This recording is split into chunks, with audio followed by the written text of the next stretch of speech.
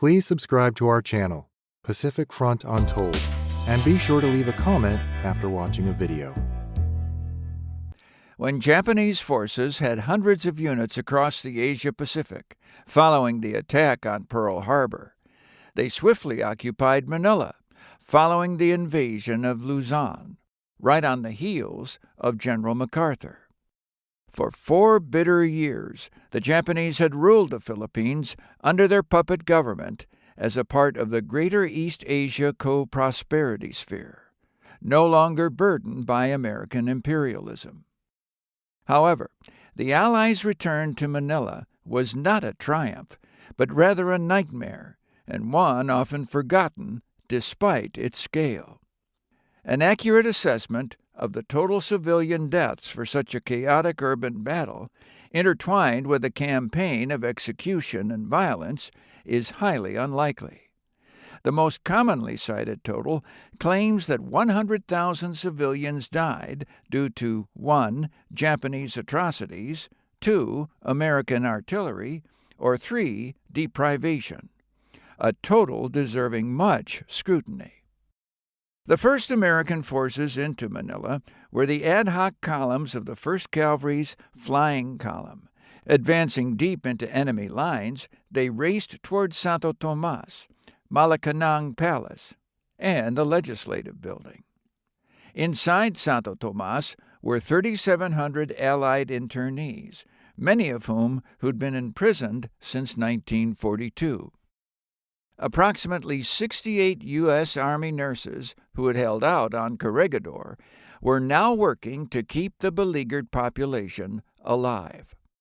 Food rations had dwindled steadily for nearly a year, with the average prisoner surviving on about 800 calories a day. Late on the 3rd of February 1945, elements of the American 8th Cavalry Regiment and their Filipino guides, commanded by Captain Manuel Coleco, broke into Santo Tomas, with Battle in Basic being the first tank through the gates, facing limited resistance. A small holdout under Lieutenant Colonel Toshio Hayashi held hostage 275 prisoners in the Education Building, until safe passage was arranged for the Japanese on the 4th of February. The warehouses that had been kept to maintain the garrison were demolished, while the northern districts like Tondo were consumed with flames, while Japanese forces gunned down civilians who left their homes. After taking the Malacanang Palace without resistance, the American cavalrymen of Troop F found none of the Allied prisoners they had expected. The flying column retired, and the Legislative Building far out of sight. In the words of a 16-year-old Filipino diarist, Lourdes Reyes, gazing out at Manila Bay, quote, "Towards the north where the sound came from, the sky glowed the same vermilion. Thick clouds of smoke blew up against the clear night, higher and higher." Close quote. At the Daipak lumber yard in Tondo, the Japanese gathered up the civilians of the neighborhood, men, women, and children, divided them by gender, and lined them up before beheading or bayoneting them, claiming some 115 dead in one bloody massacre, seemingly based on suspected disloyalty. One of the 4 survivors was 25-year-old Richardo San Juan, who survived the initial executions with injuries. He had witnessed the slaughter of his pregnant wife Virginia and their 3 children. Japanese forces had effectively destroyed every bridge crossing the Pasig by the 4th of February, and buildings already mined were demolished. While most Japanese forces withdrew south, many remained in the north, adding to the chaos as the Filipino civilians attempted to survive the unfolding battle. On the morning of February 4th, at a Tondo church, Father Paul de Guzman and 2 other priests held Mass for the stragglers who had ducked inside to avoid being shot. Meanwhile, Japanese forces manned the field guns they had placed the previous night at the front steps of the church. The same day, The Ermita and Binondo districts were put to the torch as Japanese troops began roundups of the Intramuros area's residents. The men were sent to Fort Santiago, and the women and children to the St. Augustine Church. In the early afternoon of the 5th of February 1945, a Japanese squad established guards at the entrance of the Tondo Church, where Father Paul de Guzman and his fellow survivors allowed civilians to enter but not to leave. Soon after, the Japanese artillery at the church started to fire eastwards until it was identified by a U.S. spotter plane and destroyed by counter-battery. Some 15 rounds hit the church before the gun was silenced. Inside Intramuros, the roundups continued, and attempts to exit the walled city were blocked. Across the city, Japanese soldiers preyed on young women, plucking them from the throngs of refugees and sexually assaulting them. Elsewhere, Allied forces made slow progress in all directions as new plans were drawn up. The reality of a Japanese defense was clear. Constant explosions and fierce fires inhibited the planning process, while Japanese incendiary squads laid waste to banks, music stores, businesses, and pharmacies. Manila's Fifth Avenue turned to dust. While the cavalry wheeled out east, elements of the 148th Infantry occupied Bilibid, followed by a cheering crowd of Filipinos. The prison had been handed over to the internees as Japanese forces withdrew despite preparations for defense.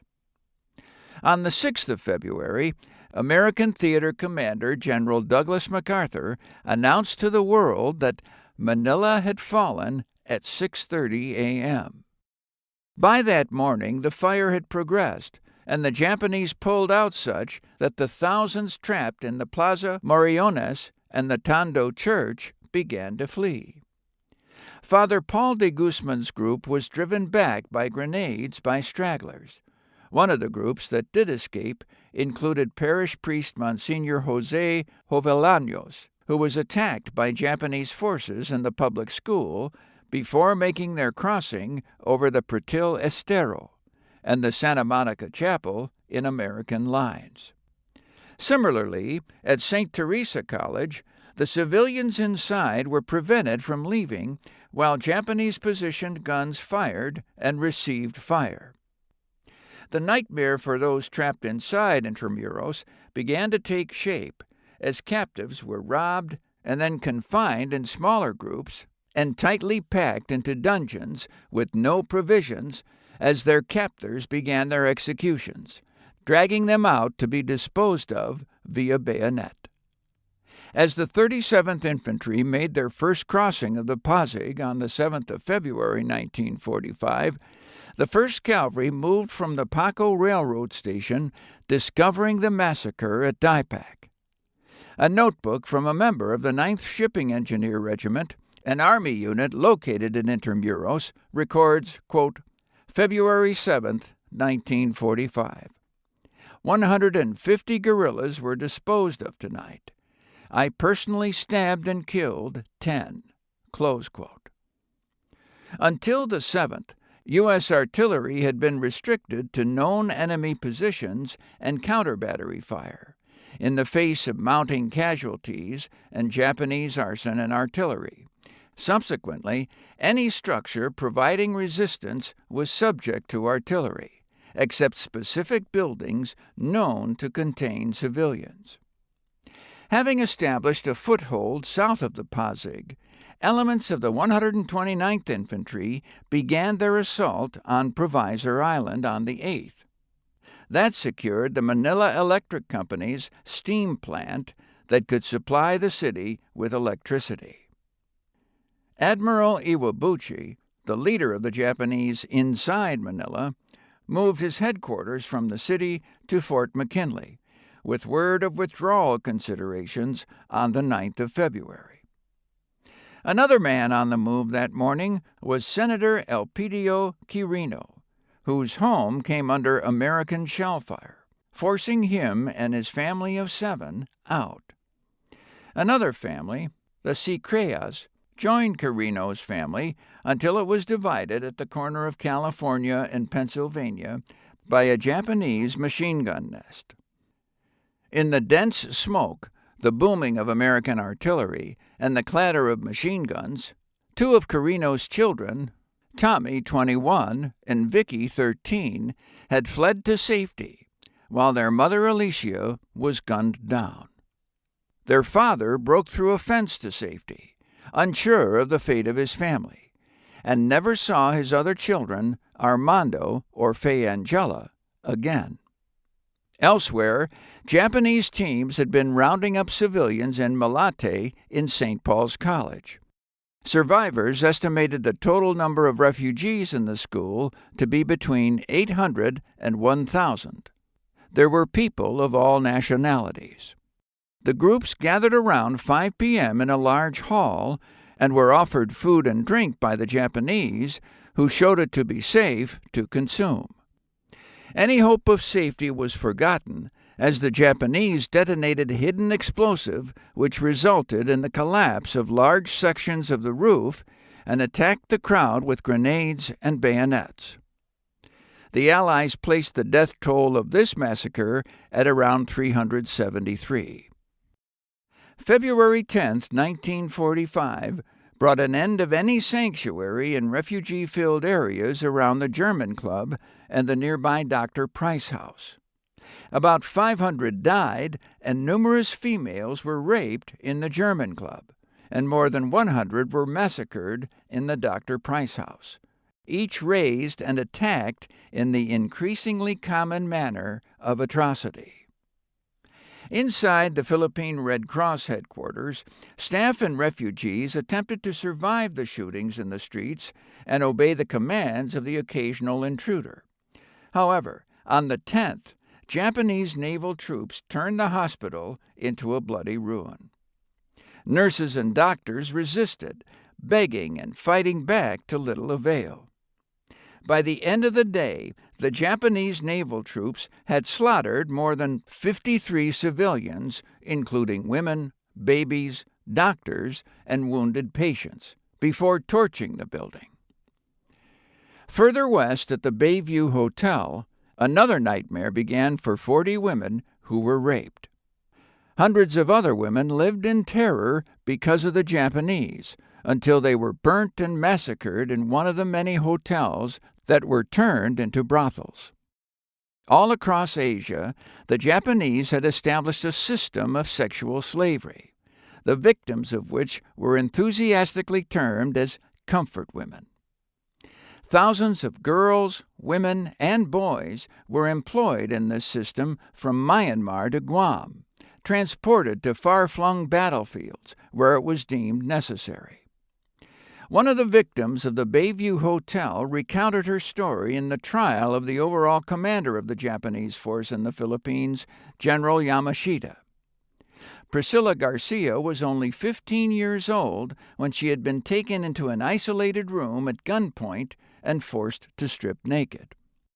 When her assailant found it difficult to rape her, he drew his knife and cut her open. Before finishing the deed, he led her back to her sister covered in blood and was raped 3 more times that night. By the time most Japanese resistance had been subdued on the 11th of February, a combination of Japanese sabotage and American firepower had reduced all the major concrete Provisor Island facilities to ruins. The facilities did not provide electricity for some time after the end of the fighting. As the 11th Airborne and the 1st Cavalry moved to close the noose around Manila, Admiral Iwabuchi moved his headquarters from Fort McKinley back into the city. Elpidio Quirino was also on the move. Quirino united with some of his children before attempting to recover the bodies of his daughters and wife. He was only able to bury the small, fragile remains of little Faye Angela.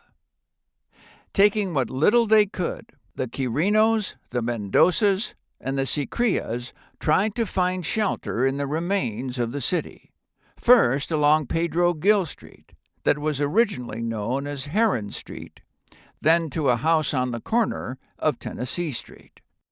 After sparse contact between patrols, elements of the 1st Cavalry and the 11th Airborne finally united on the 12th of February, isolating Iwabuchi's remaining 6 battalions, practically all of their artillery smashed by American counter-battery fire. Like many others, further tragedy befell the Quirino refugee group. They moved to the Philippine Women's University. A stray shell exploded inside the building, mutilating 4 civilians, leaving the cousins Tommy Quirino and Raul Mendoza badly injured, the latter of whom was left behind as the group fled to another bomb shelter that had been identified by the proactive searching of Elpidio. Further south, the regular harassment of the priests and refugees who were hiding from shell fire in the De La Salle College suddenly gave way to a massacre. In 20 minutes, Japanese naval troops killed and wounded 40 men, women, and children with bayonets. They prowled the campus through streams of blood and gore in search of survivors. A handful of troops going as far as to attempt to rape the corpse of a 14-year-old girl on the following day. Moving along to Vermont Street, which was under fire from American shells and anxious Japanese soldiers, Quirino settled his survivors in the bomb shelter and made his way to their previous settlement, unable to save those he had left behind in the chaos of the shelling. Even after undertaking such risks, Quirino understood the survival of his injured son, and the remainder of his group relied upon him to find a place away from the battle. In turn, he snuck eastwards until he reached American lines in Paco. Once inside the American lines, he was recognized, given food, and the much-treasured American cigarettes. He returned to his delirious son, famished and in agony. He awoke the boy and offered him a cigarette, and soon after he led his family out of their shelter once more to the eastern Estero, on the other side of the American lines. Back on Pennsylvania Street, American forces spotted Japanese troops at the Philippine General Hospital, and the following report led to the removal of artillery restrictions against the structure.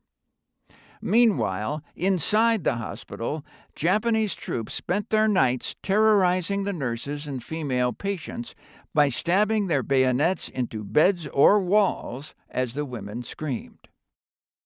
By February 13th, American forces unified across the city.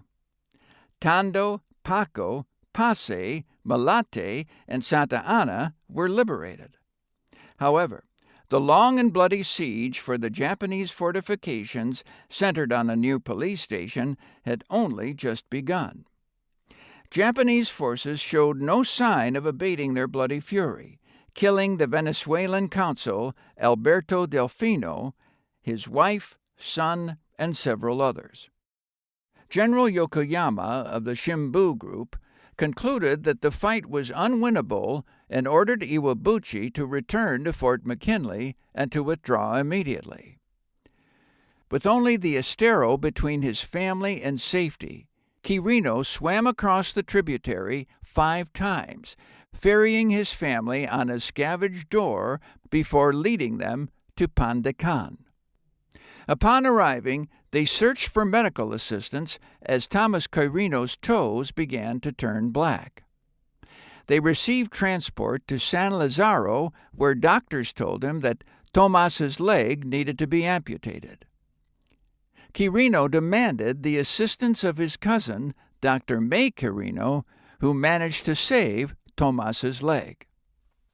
On the 14th of February, American artillery and mortars fired more than 3,000 explosive and white phosphorus rounds into Japanese positions near the Taft Avenue Hospital University area as they attempted to advance.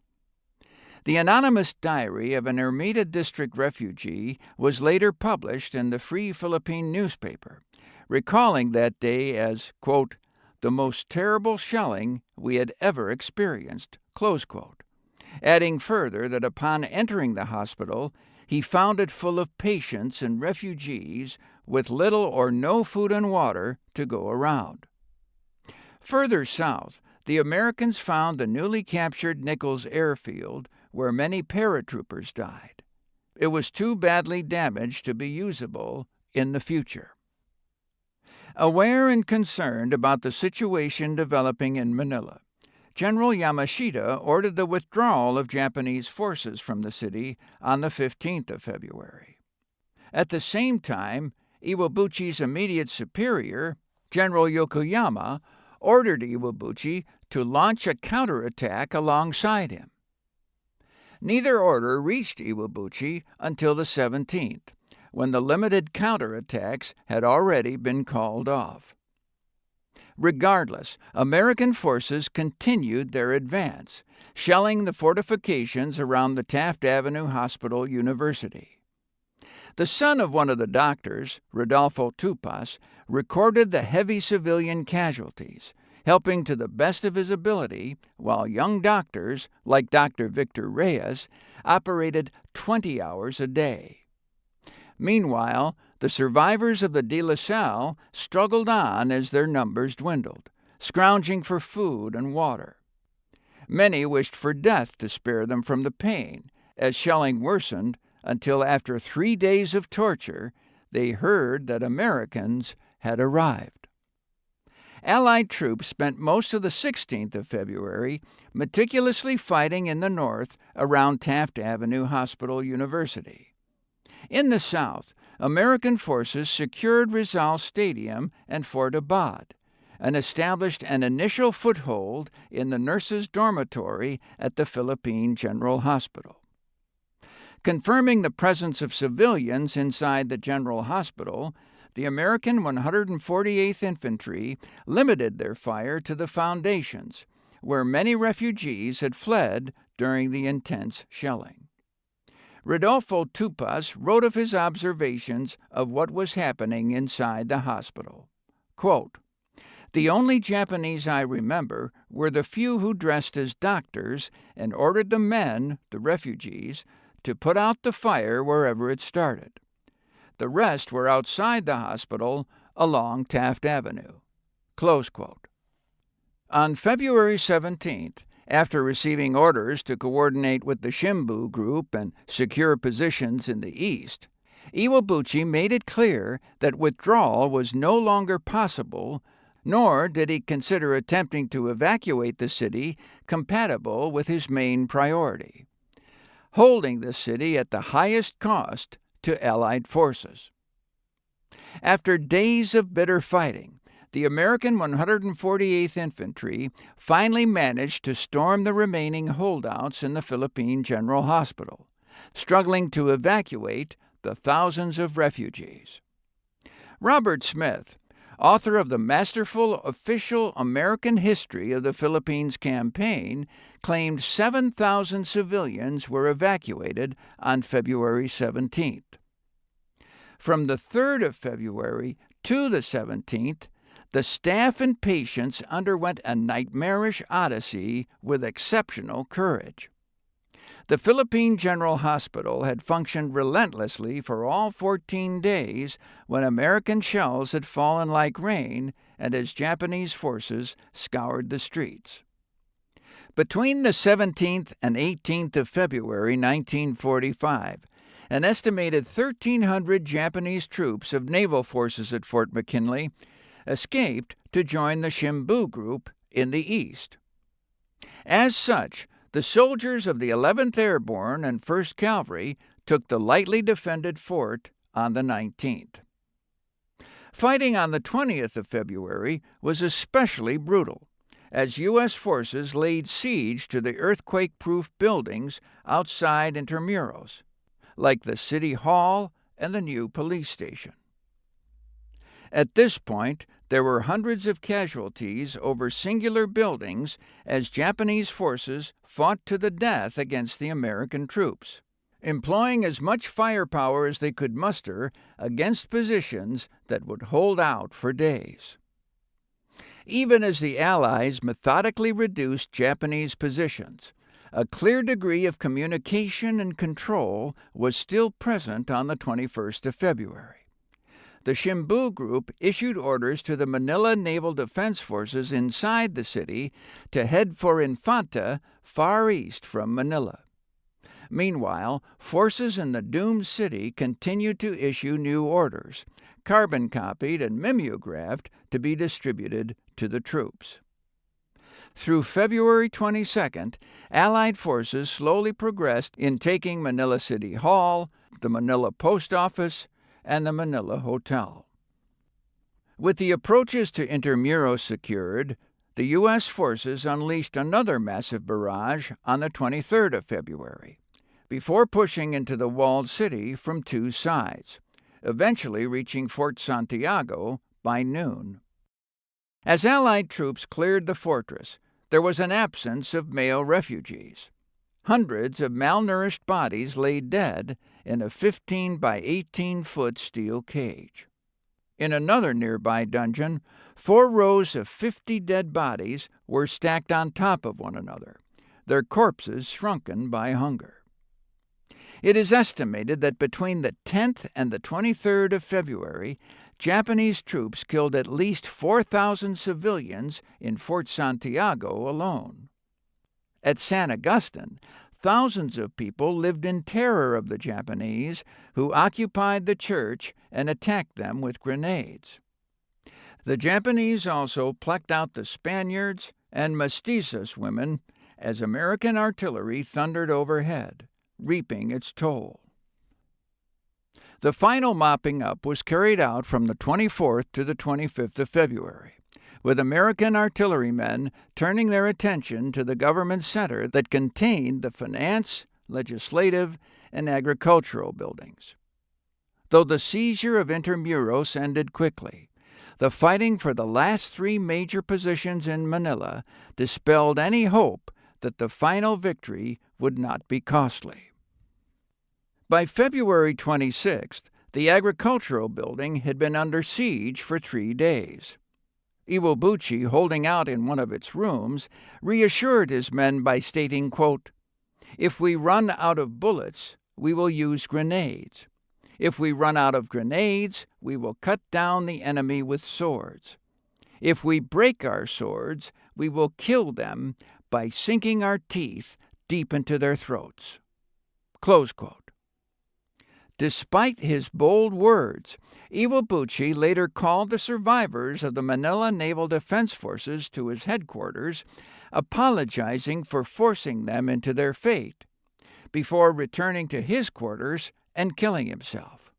He was posthumously promoted to vice admiral.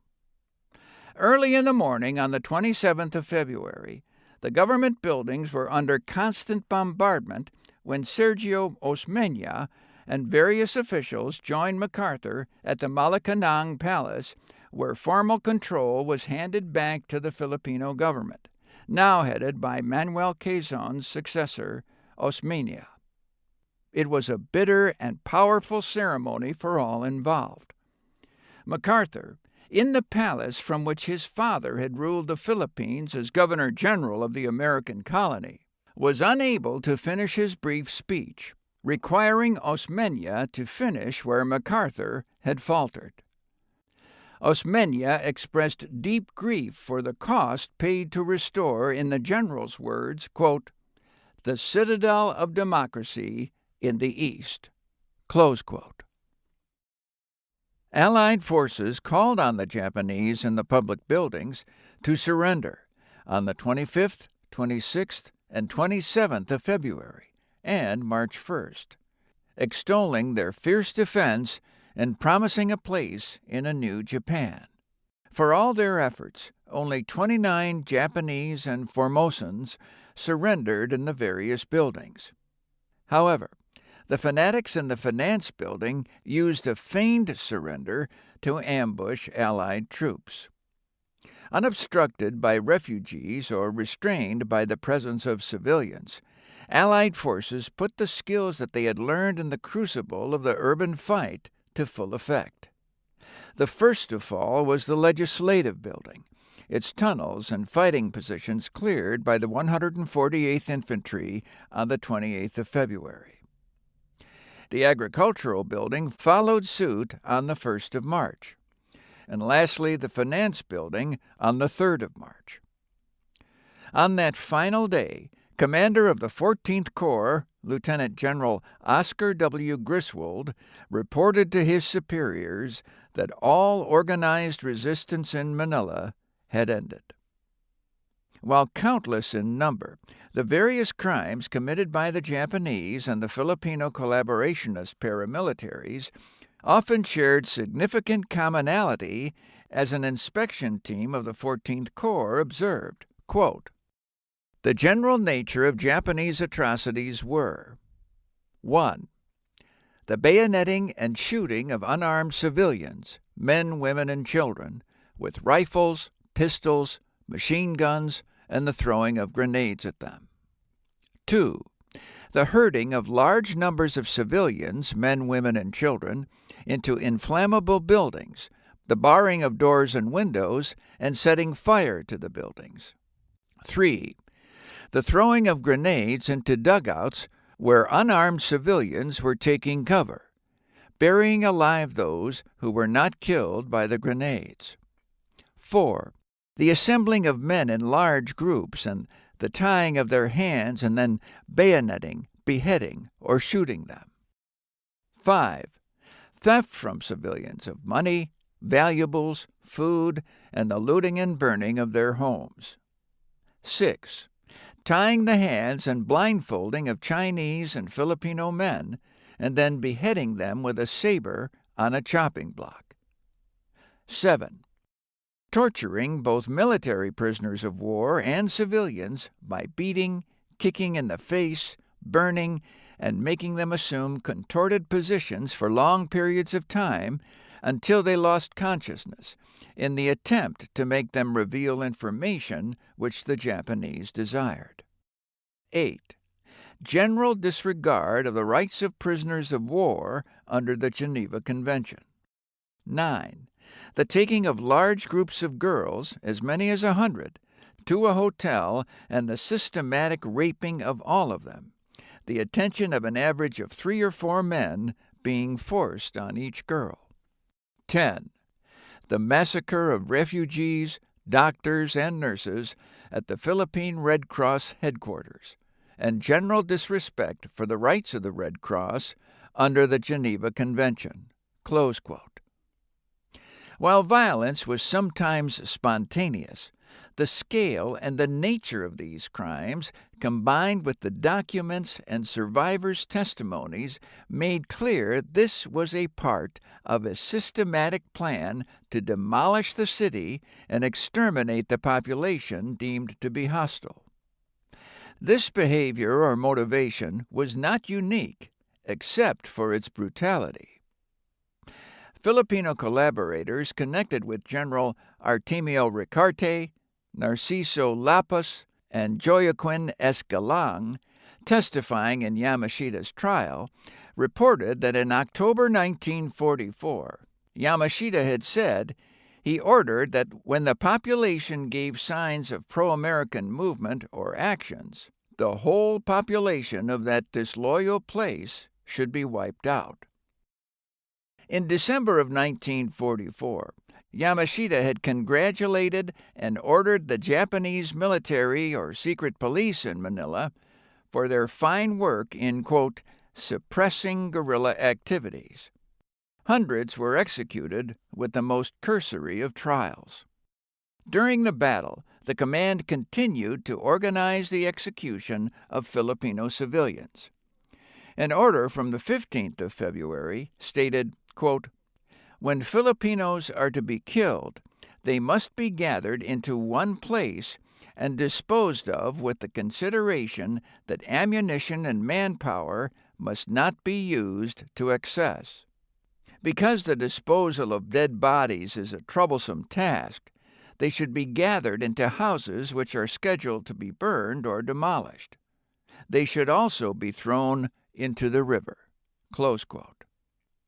More than willing to subject the Filipinos to the sword, it is predictable that the Japanese had little interest in protecting those civilians. In doing so, they also bear the responsibility for the other great tragedy to befall Manila in 1945. American firepower might well have been of comparable lethality to the intentional annihilation of civilians by the Japanese. The shelling of American forces was routinely a more pressing concern for the civilians that they were tasked to liberate than the Japanese soldiers on the street. It had been a calculated decision by U.S. forces to attain military advantage, aware of the human costs, prompted by the prospect of terrifying attrition.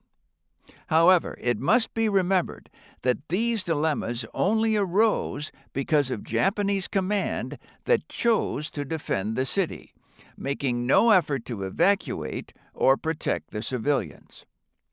Time and time again, the Japanese were offered a chance to surrender or spare the Filipinos surrounding the ensuing battle. Yet only small groups of soldiers surrendered. This does not absolve MacArthur of all wrongdoing. His crusade was plagued with errors.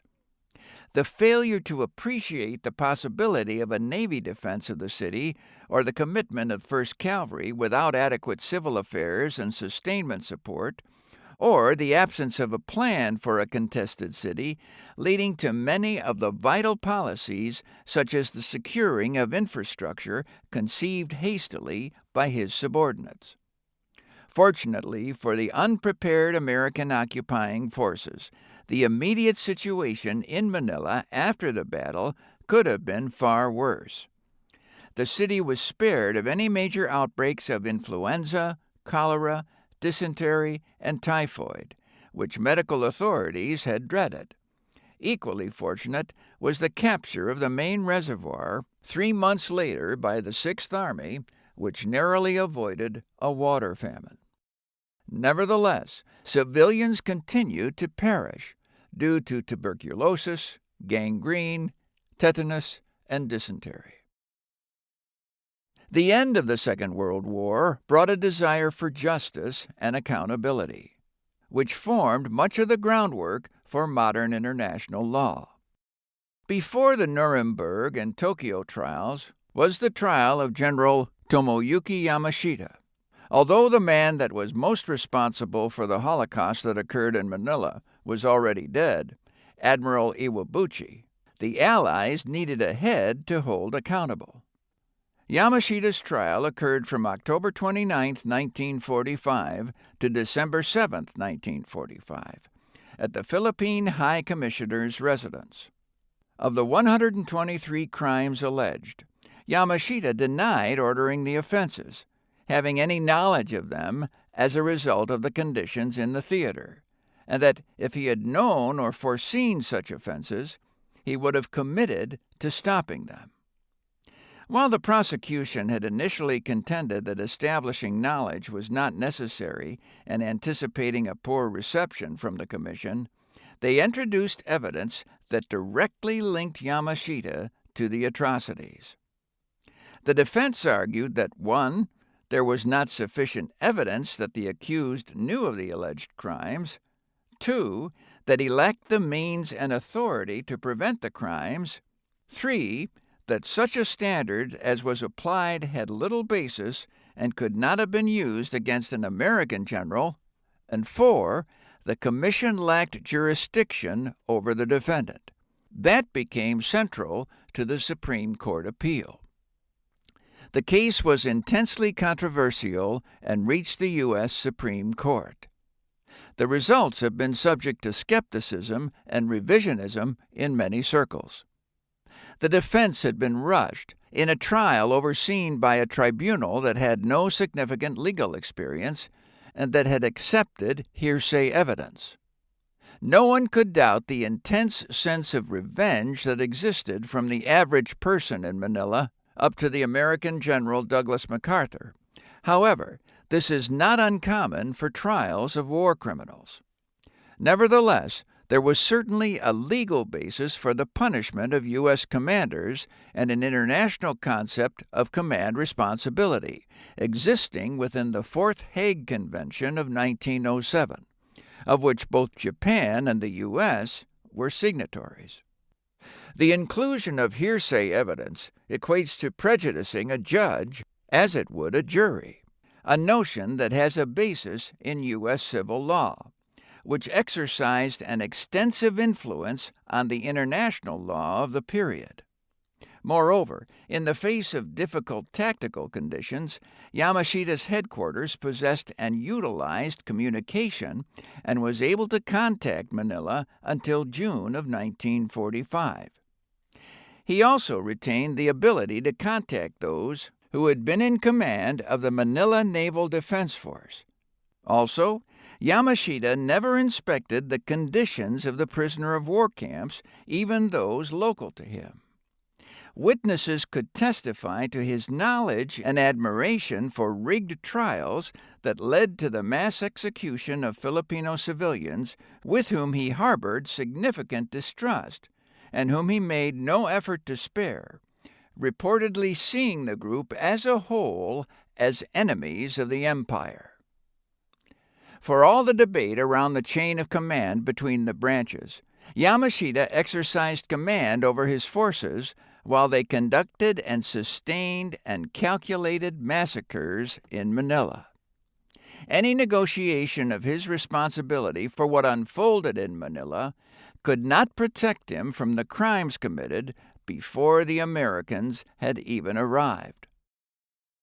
The commission found, quote, Tomoyuki Yamashita, General Imperial Japanese Army, at Manila and other places in the Philippine Islands, while commander of the armed forces of Japan at war with the United States of America and its allies, unlawfully disregarded and failed to discharge his duty as commander to control the operations of the members of his command, permitting them to commit brutal atrocities and other high crimes against the people of the United States and its allies and dependencies, particularly the Philippines. And he, General Tomoyuki Yamashita, thereby violated the law of war. Close quote. The Yamashita Standard, or command responsibility, remains a key part of international criminal law today, ensuring that while authority can be delegated, responsibility cannot. Just as a commander is responsible for feeding and leading their soldiers, they are equally responsible for ensuring their conduct per the laws of war, exercise the control over their subordinates to ensure compliance, and that the knowledge required to exercise these responsibilities is one of the responsibilities of command. In the short term, Manila faced several significant challenges. The countless civilians made homeless by the battle struggled to get by in a city with no electricity and only receiving water from small artesian wells or mostly contaminated water pits. Garbage disposal had stopped months before the Americans arrived, and sewage disposal had collapsed later both underground in sewers and on the surface. Dead civilians lay on the streets and in the ruins of homes. Disease became a chief concern for public authorities. As ever, prostitution proliferated in the newly occupied city, leading to a sharp increase in venereal disease rates. Transport, communication, and any medical resource from hospital beds to basic medicine was either non-existent or desperately limited. Progress to restoring basic health safety and amenities came at a steady pace. In the first 10 weeks of the U.S. military control over the Manila Department of Health and Welfare, disease tracking was restored. 2,000 health inspections were administered for the newly sprung up bars and restaurants, and 12,000 city blocks were cleaned and recleaned. Between the Japanese and the Americans, 613 Filipino city blocks, where 11,000 buildings once sat, had been destroyed. A post-war American government financial agency assessed damage not covered under insurance to public, private, and religious property at $800 million. The National Museum of the Philippines, the National Museum, the Scientific Library, the Manila Observatory, and the Philippine General Hospital lost hundreds of thousands of paintings, sculptures, medical records, books, and almost 4 centuries of typhoon and earthquake records, respectively. The U.S. offered $1.24 billion for war damages of the $8 billion in damages estimated by the Philippine government, and the final payment was only authorized once the Filipino government had approved the U.S.-Philippine Trade Agreement of 1946, which established free trade between the two countries, as well as giving U.S. citizens and corporations special privileges normally reserved for Filipino citizens, a post-colonial privilege. These funds were used to rebuild much of the pre-war splendor of Manila: the Manila City Hall, the Post Office Building, the Agriculture, Finance, and Legislative Buildings, and the University of the Philippines, while the third generation of Filipino architects built new structures in the modernist style springing from post-war austerity. As the city moved on, so did its people. Rodolfo Tupas spent his years as a journalist for the Sunday Times and the Express Week papers, finding himself intertwined with the world of Philippine Muslim affairs and serving as the first Filipino ambassador to Libya. He died peacefully in 1983. Elpidio Quirino eventually became the president of the independent Commonwealth following the death of Manuel Rojas in April 1948. Despite all that he had lost, his wife and his daughters, Quirino came to reconcile with the Japanese as best he could, repatriating the Japanese war criminals back to their home islands.